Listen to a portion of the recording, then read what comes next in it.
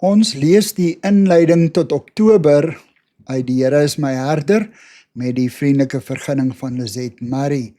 Die opskrif en tema vir Oktober: kruispaaie en terugkeer.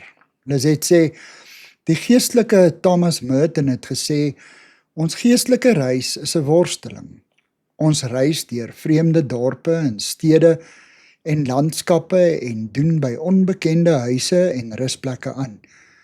Soms is ons verdwaald wanneer 'n oop hoofpad na die regte roete lyk, terwyl ons by 'n klein onopvallende systraatjie moes afdraai. Soms misreken ons onsself in ons eie bekende omgewing. Die woord en gebed is ons GPS op hierdie reis. Ons word sterker en reisfiks wanneer ons volgens hierdie rigtingwysers reis.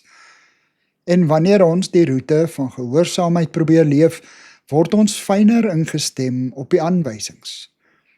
Ons vorige belewennisse van God se leiding en redding versterk ons vertroue op hom en help ons onderskei. Dit gee ons vaste sekerheid en neem ons vrees vir die onbekende weg.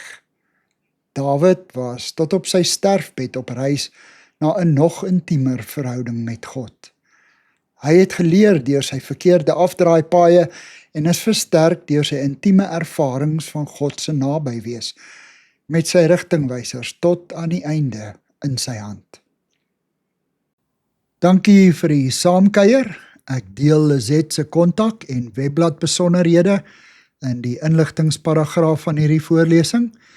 Daar is ook skakels na voorlesings van Lizette se ander publikasies wat op hierdie platform beskikbaar is.